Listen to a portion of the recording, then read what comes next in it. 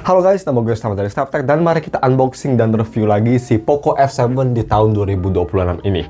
Kenapa gue sangat tertarik lagi? Karena ini HP bener-bener unik banget. Pas pertama rilis harganya kan gue beli itu di 5,5 jutaan dan sampai sekarang pun harganya masih belum turun, malah makin naik. Itu agak unik banget ya. Ini resale value-nya jauh lebih bagus dari semua HP yang pernah gue review, including iPhone. Bekasnya aja masih di sekitar 5,2-5,1 juta loh. Itu udah plus diskon lagi. Jadi quite insane. Again, video ini gue buat sebelum Poco X8 Pro keluar. Jadi kalau misalnya udah X8 Pro keluar, gue harap ini harganya turun. Tapi ya, itu alasan kenapa gue tertarik lagi. Apakah dengan harga yang masih sama setelah 7-8 bulan kemudian, apakah HP ini masih worth it untuk dibeli? Karena memang pada waktunya dia rilis kemarin tuh ya, beberapa tahun yang lalu, nggak tahun sih, 7-8 bulan yang lalu, ini HP memang keren banget untuk masalah price to performance. Sekarang bagaimana? Yuk kita langsung bahas. Jadi untuk beli sendiri gue beli di harga segini ya. Beda cuma 200-300 ribu sama pas gue beli baru beberapa bulan lalu pas rilis. Jadi harganya sangat awet. Dan kalau misalnya kalian mau beli HP ini, gue bakal coba taruh link di deskripsi. Dan juga kalau ada wallpaper di video ini, gue bakal taruh di deskripsi seperti biasa.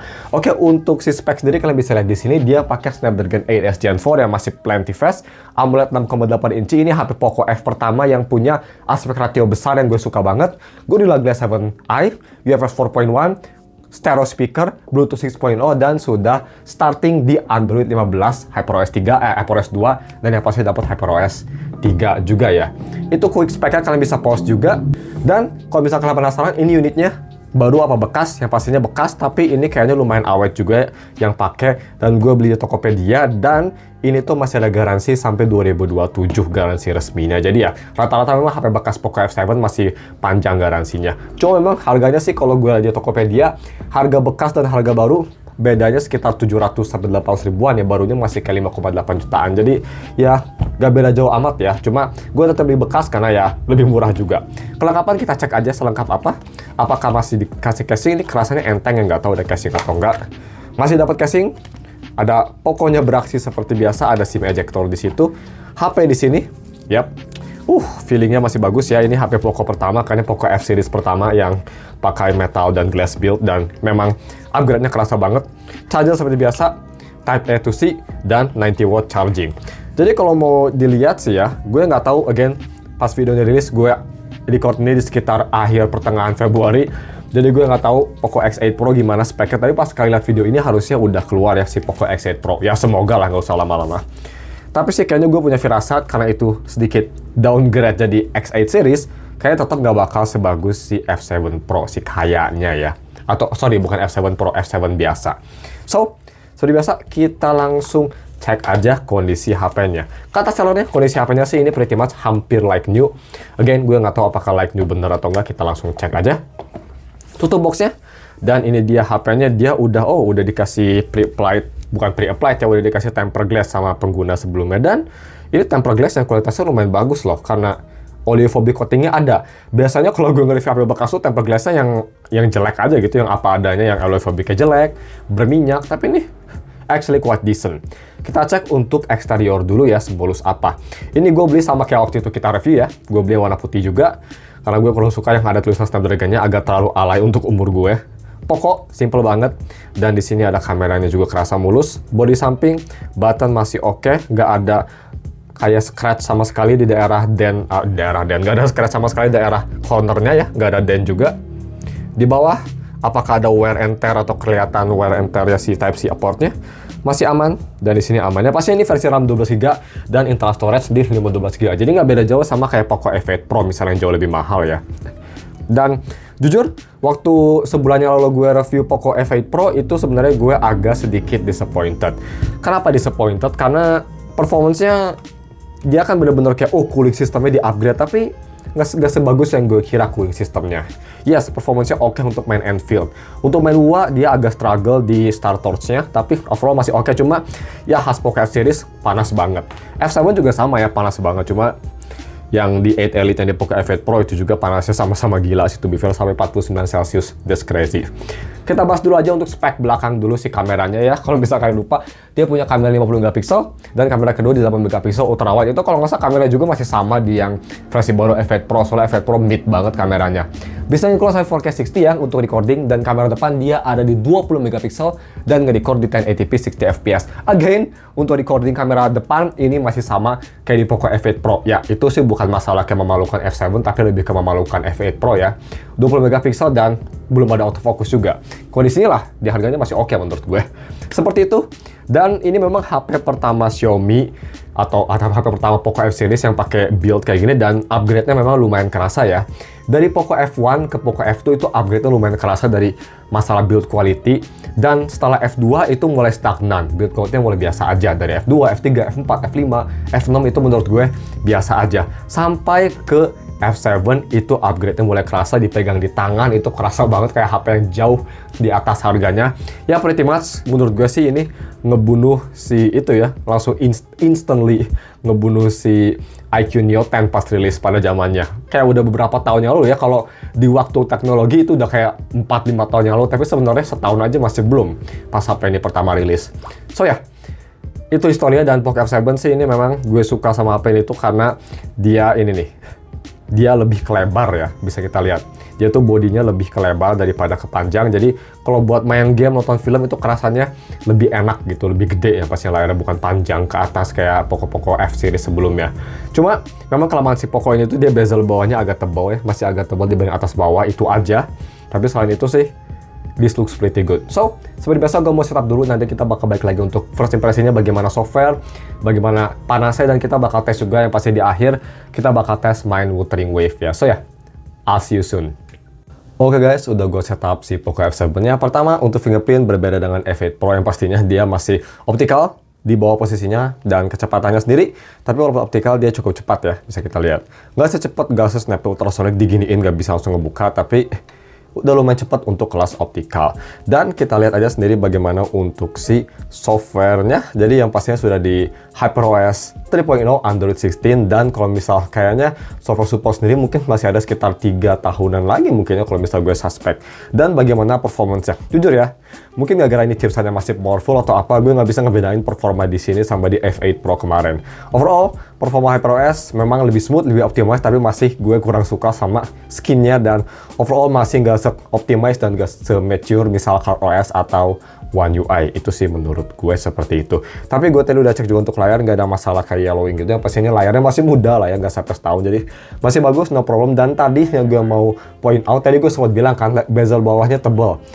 Nggak tebal sebenarnya, nggak setebal yang gue kira. Tadi kenapa gue bilang tebal? Karena ada screen protector. Ini gue udah cabut. Itu pakai tempered glass yang tipenya tuh kayak ada black bar-nya gitu loh. Kalau misalkan tahu full screen ya, full screen tempered glass. Jadi bawahnya tuh lebih hitam dari biasanya, jadi gue cabut.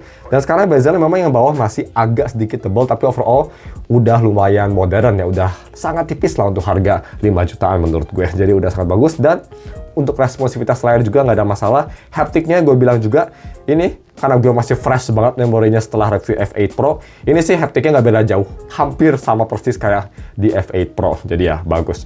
Mungkin yang bikin beda jauh ya, kalau misalnya kalian mikir, oh bedanya bang antara F7 kalau misalnya gue mau upgrade ke F8 Pro gitu, kalau mau upgrade, apa sih? Yang pasti dari chipset dia pakai 8 Elite, tapi menurut gue sih nggak sejauh itu juga.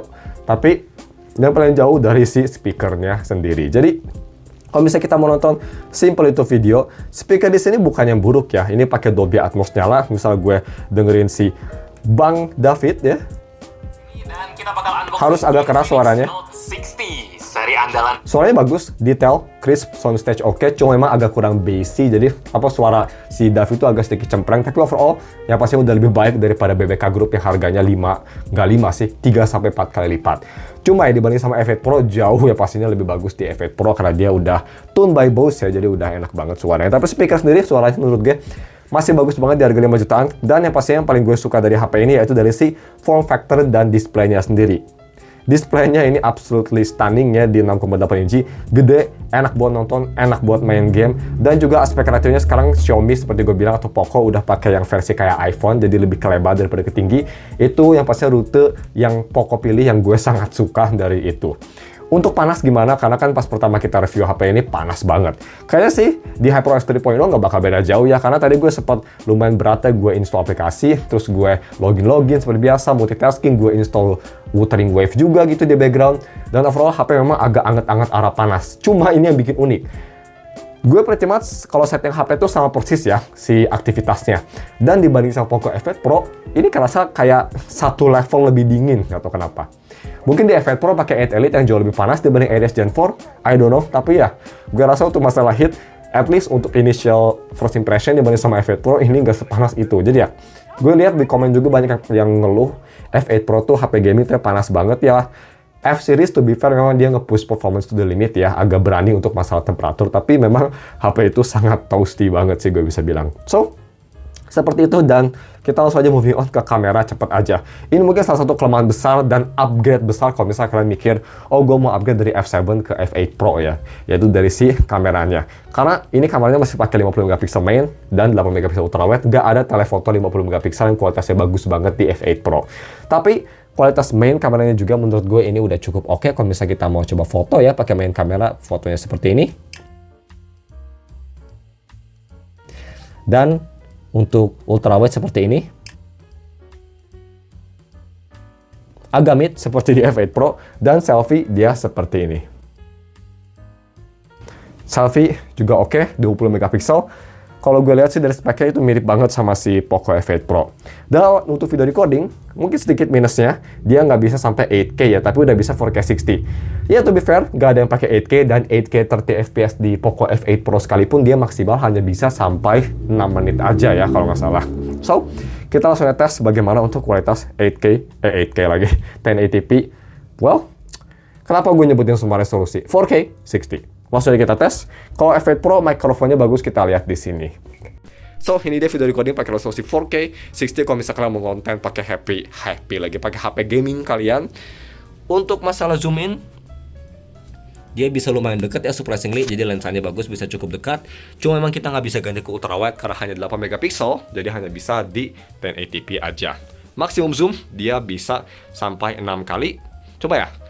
Keep in mind ini nggak ada telefoto aja. Again, gue nggak tahu gimana spek X8 Pro karena pas video dirilis belum ada leak-nya juga yang trusted, jadi ya seperti itu.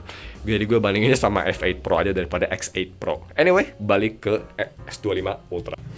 Seperti itu video recordingnya, cukup bagus, dan tadi gue nge-video 4K dikit.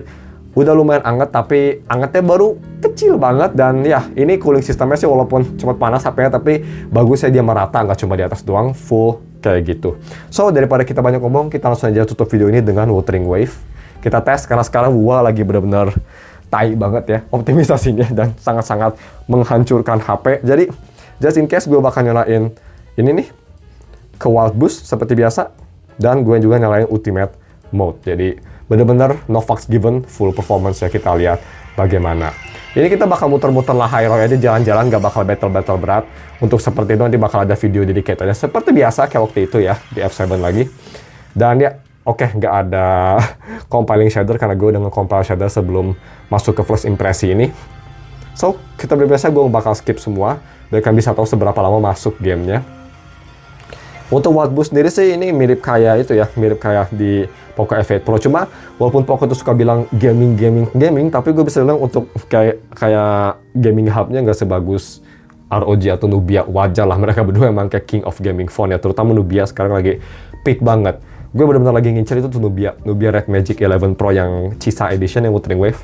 Looks fucking beautiful. Anyway, loading pakai UFS 4.1, 8S Gen 4, lumayan cepat. Kita pertama lihat dulu untuk si settingannya. Settingan ini gue setting di full rata kanan, resolution ultra high, semua rata kanan kecuali di shadow, di high aja karena ultra high agak sedikit waste of performance. FSR di off, dan yang pastinya untuk full cam gue nyalain buat extra performance. So, first impresi untuk performa sih ini cukup oke. Dan ya gue nggak bisa nyalain FPS overlay karena nggak tahu kenapa sama Xiaomi di HyperOS 3.0 hilang fiturnya malah sekarang. So ya, nggak tahu kenapa sih. Anyway, kalau di S gini oke, dan gue penasaran di StarTouch karena itu yang panas. Terus ini baru aja mulai udah lumayan membakar HP-nya, udah 41. Kita lihat aja main cuma 2 menit lah ya. Kita lihat performance sebeda apa. Jadi kita langsung aja ke StarTouch ya. Kita ke StarTouch Academy. Kita mulai dari sini nih. Nanti kita jalan-jalan keluar bentar, habis itu masuk lagi. Sekarang lihat kalau misal between worlds, loadingnya secepat apa. Gue suka banget form factor kayak gini, gede ya, jadi kerasa enak. Dan layarnya juga lebar, jadi gambarnya kerasa bagus. Speakernya juga memadai lah di harganya, menurut gue sih udah cukup oke. Cuma beda kelas sama F8 Pro yang sangat bagus. Loading bukannya paling cepat. Gue rasa dulu lebih cepat ya zaman-zaman 2.x daripada sekarang, lama banget loadingnya di mobile. Masih loading. Dan ini dia Academy, dimana anak perempuan rover menghilang dan lupa ingatan, jadi fucking badannya ada. Iya, si IMS tuh giliran memori ada, badan gak ada. Sekarang badannya ada, memorinya gak ada. God damn it. Anyway, kalau misalnya kita mau jalan-jalan pakai motorbike seperti biasa. Oke, ada starter, motorbike baru muncul. Dan oke. Agak sedikit starter, mungkin tadi loading first time, I don't know. Tapi ya, performa sih, ini gue rasa nggak 60 fps, not at all, bisa kita lihat. Jadi masalahnya nggak cuma di F8 Pro, kalau di Status Academy ini FPS-nya absolutely horrendous. Ini pretty much di bawah 30, sekitar 20-an, kalian pasti bisa nilai sendiri ya di layar. Gak tau kenapa, dan ini HP-nya udah langsung toasty sekali. 43 Celcius, dan layar depan kayaknya lebih panas. 44-an, ya beda 1 Celcius. Begitu yang bikin positif mungkin sama F7, gak beda jauh depan sama belakang. Kalau F8 Pro tuh depannya panas banget gitu. Tapi F8 Pro tetap lebih bagus karena pakai 8LE, jadi walaupun throttle bakal lebih baik lah, itu no shit. Anyway, kita coba keluar, harusnya kalau keluar sih nggak separah itu ya, kita lihat. Come on, get me out of here, please. Bush that shit. Pergi. Dan oke, masih FPS masih agak lambat. Jadi nggak kayak sayang banget ya, nggak kayak di oke. Dan dari go keluar Academy langsung 60 fps. Gue sih curiga ini emang masalah dari WUA-nya ya. Setiap masuk starter tuh kayak langsung FPS-nya di bawah 30, tapi setelah keluar, walaupun HP-nya ini masih panas loh, masih anget-anget panas, dia tetap khas Poco F series nge-push ke 60 fps without any problem. Kalau misalnya kita battle, di sini biasa ada musuh. Nah, ini nih. Kita misal battle. Ada sedikit starter, tapi overall masih smooth banget. Tuh. Ya. Masih oke. Kita naik motor lagi. Kabur motor. Smooth. Jadi ya, 100% itu Status Academy masalah nggak cuma di F8 Pro, tapi di kayaknya semua HP gitu. Gimana HP kalian? Apakah ada masalah tersebut? Tapi ya, Wuthering Wave seperti itu. Dan performance sendiri saya menurut gue di F7 masih oke, asalkan kalian di luar startos ya. Kita bakal lihat gimana sustainnya. Kita main ini kira-kira 2 menit lebih lah, hampir 3 menit. HP udah mulai panas, 45 belakang dari super fast, dan depan di 46. Jadi cepet banget panasnya ya. Ya sama seperti dulu pas kita review awal. Tapi at least dia sustain performance-nya masih sebagus dulu walaupun udah di versi Lahairoi 3.x. So, that's good to hear. Cuma ya, Kuro semoga fix itu starters di mobile parah banget, please. Karena mayoritas player pasti pada di mobile kan, so ya, semoga mereka bisa nge-fix hal tersebut ya. So, seperti itu untuk WUA, tadi kita mulai di 94%, baterainya nggak cukup turun ya, 90%, karena ini baterainya walaupun HP-nya bukan HP baru, tapi dia baterai cukup besar di 6500, at least lebih gede dari F8 Pro. Tapi F8 Pro emang lebih kecil ya untuk si form factor-nya. Dan yang seperti biasa, sama seperti Poco F series, dia langsung ngedim layar ya. Tuh, ya. Karena saya ini nggak ada bedanya brightness-nya. Baru di sini, dia baru ngedim, dan di sini, no difference. Seperti itu. Jadi, gue nggak mau kelamaan juga, ini udah hampir menyentuh 20 menit. Seperti itu performance WUA di sini. Untuk lebih detail, nanti gue bakal bahas di hari kerja ya. Stay tune aja, nggak tahu Selasa, nggak tahu Rabu, nggak tahu Senin, nggak tahu Jumat, nggak tahu Kamis. Tapi stay tune aja, segini aja untuk video reviewnya atau quick reviewnya.